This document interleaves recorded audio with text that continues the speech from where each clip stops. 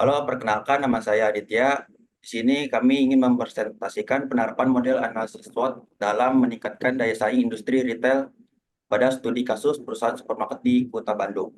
Di sini kelompok kami ada Mas Reza, Kak Kristi, dan Kak Ayu. Nah, di sini Kimberly kebetulan tidak bisa hadir ya. Boleh Mas, lanjut Mas. Oke. Ya, presentasi ini bertujuan untuk menganalisis penerapan model analisis SWOT dalam meningkatkan daya saing perusahaan supermarket yang ada di Kota Bandung. Kenapa sih harus membahas seperti ini? Karena pada era globalisasi, persaingan bisnis ini semakin ketat, terutama pada industri retail menjadi salah satu sektor yang sangat berperan dalam perekonomian di suatu negara. Kehadiran supermarket sebagai salah satu bentuk bisnis retail telah membawa dampak signifikan terhadap pola belanja konsumen dan struktur pasar. Namun, dalam menghadapi dinamika pasar yang cepat berubah, perusahaan supermarket dihadapkan pada berbagai tantangan dan peluang yang perlu dianalisis secara mendalam. Metode apa sih yang kita gunakan dalam menganalisis ini? Dalam analisis ini kami menggunakan metode pendekatan kualitatif. Penelitian ini untuk mengidentifikasi faktor-faktor internal dan eksternal yang mempengaruhi kinerja perusahaan serta merumuskan strategi yang dapat diterapkan untuk meningkatkan daya saing industri retail. Dengan menggunakan pendekatan kualitatif, data dapat dikumpulkan melalui wawancara mendalam secara observasi secara langsung terhadap perusahaan-perusahaan supermarket di Kota Bandung. Hasil dari analisis ini menunjukkan bahwa penerapan analisis SWOT dapat memberikan wawasan yang berharga bagi manajemen dalam mengambil keputusan strategi untuk meningkatkan daya saing perusahaan.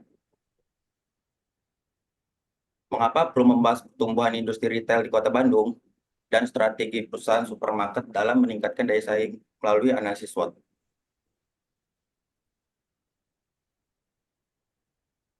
Ya, karena industri retail di Kota Bandung mengalami perkembangan yang sangat pesat dalam beberapa tahun terakhir ini ya. Pertumbuhan pesat ini tidak hanya disertai dengan peningkatan jumlah pemain pasar, tetapi juga dengan persaingan yang semakin ketat. Di tengah-tengah persaingan ini yang sangat sengit, penting bagi perusahaan supermarket untuk memiliki yang tepat guna meningkatkan daya saingnya. Salah satu alat analisis strategi yang dapat digunakan yaitu SWOT. Untuk berikutnya bisa dibacakan oleh Bayu. Oke, untuk SWOT sendiri, SWOT merupakan singkatan dari strength, weakness yang merupakan kelemahan, strength merupakan kekuatan, opportunities merupakan peluang, dan threat sendiri merupakan ancaman. Ini adalah kerangka analisis yang digunakan dalam manajemen bisnis untuk mengevaluasi faktor-faktor internal dan eksternal yang mempengaruhi kesuksesan suatu produk, suatu proyek ataupun organisasi dengan mengidentifikasi kekuatan dan kelemahan internal serta peluang dan ancaman eksternal, sebuah organisasi dapat membuat strategi yang lebih efektif. Dalam kekuatan ataupun strength sendiri, perusahaan-perusahaan supermarket yang diteliti memiliki jaringan distribusi yang luas dan infrastruktur yang baik. Mereka juga memiliki merek yang kuat dan loyalitas pelanggan yang tinggi.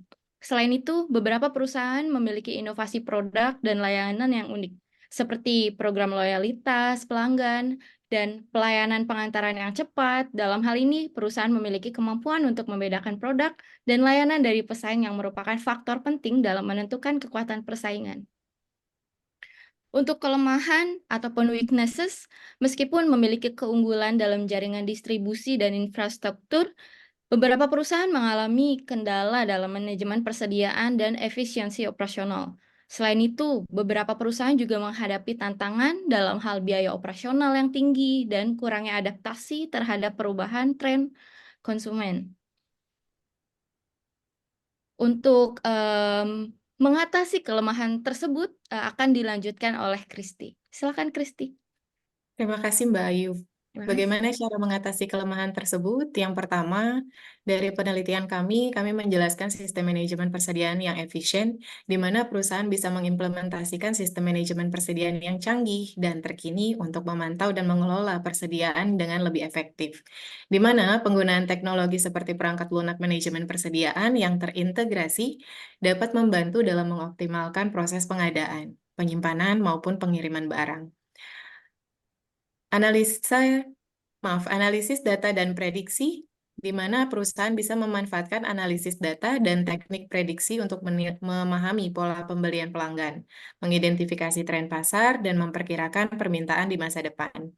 Dengan memanfaatkan data secara efektif, diharapkan perusahaan dapat mengurangi risiko persediaan berlebih ataupun kekurangan yang dapat mengganggu efisiensi operasional. Kemudian mengoptimalkan rantai pasokan, memperkuat kerjasama dengan pemasok dan mitra rantai pasokan untuk meningkatkan efisiensi operasional dan mengurangi biaya.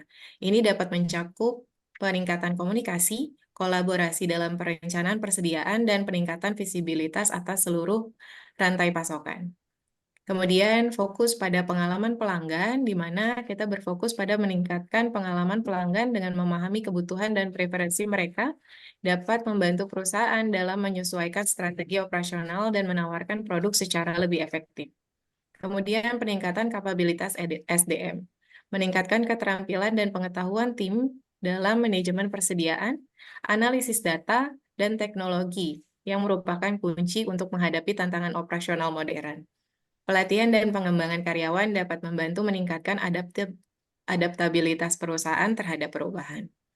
Dengan menggabungkan pendekatan-pendekatan ini, perusahaan dapat mengatasi kelemahan dalam manajemen persediaan, efisiensi operasional, biaya operasional yang tinggi, dan kurangnya adaptasi terhadap perubahan tren konsumen, serta memperkuat posisi mereka dalam pasar yang kompetitif. Kemudian peluang atau opportunities, di mana dari hasil penelitian terdapat peluang untuk memperkembangkan produk dan layanan, meningkatkan efisiensi operasional melalui teknologi, dan memanfaatkan pertumbuhan ekonomi dan urbanisasi di daerah tersebut. Peluang juga terbuka untuk mengembangkan strategi pemasaran yang lebih efektif dan menarik bagi konsumen.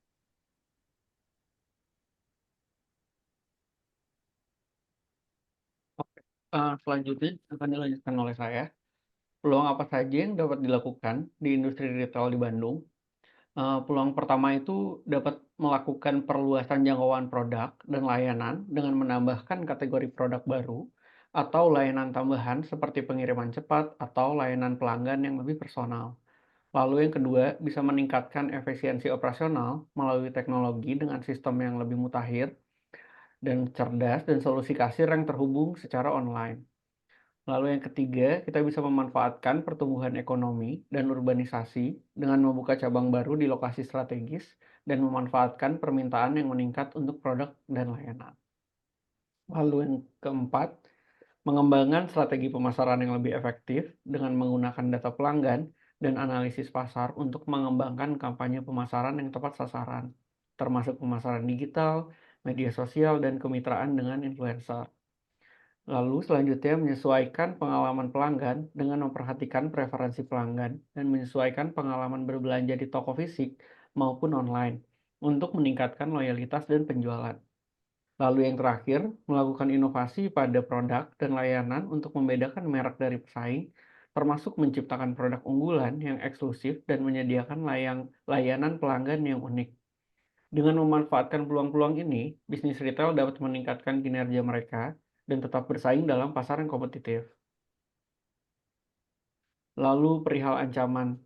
Ada beberapa ancaman, salah satunya persaingan yang semakin ketat dari perusahaan-perusahaan retail besar dan kehadiran platform seperti e-commerce menjadi ancaman utama bagi perusahaan supermarket di Kota Bandung. Selain itu, perubahan regulasi pemerintah dan kebijakan pemerintah dapat menjadi ancaman bagi operasional perusahaan. Lalu bagaimana cara retail tersebut mengatasi ancaman tersebut?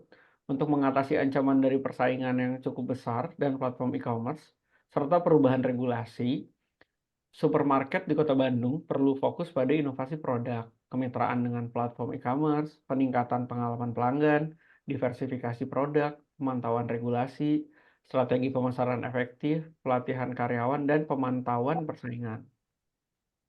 Dari hasil pembahasan, dapat dikatakan bahwa strategi penjualan dan pemasaran pada supermarket di Kota Bandung sangatlah diperlukan.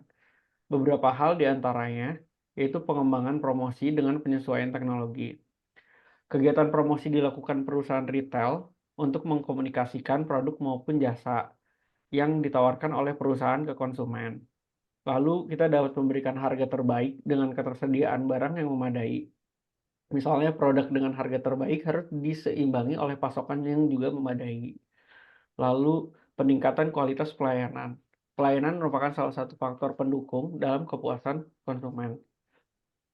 Oke, untuk selanjutnya bisa dikembalikan lagi kepada Adit. Terima kasih. Terima kasih Mas Reza. Ya, jadi kesimpulannya melalui analisis SWOT ini, kami dapat menyimpulkan bahwa penerapan model ini membantu perusahaan supermarket di Kota Bandung untuk memahami posisi mereka di pasar dan mengidentifikasi strategi untuk meningkatkan daya saing mereka. Strategi yang direkomendasikan meliputi peningkatan efisiensi operasional, diversifikasi produk dan layanan, serta penguatan branding dan pemasaran. Dengan demikian, perusahaan dapat memanfaatkan peluang yang ada di pasar dan mengatasi tantangan yang dihadapi untuk mencapai pertumbuhan yang berkelanjutan. Terima kasih. Berikut presentasi yang bisa saya sampaikan dengan tim saya. Kurang lebihnya mohon maaf. Terima Terima kasih. kasih. Terima Terima kasih. kasih.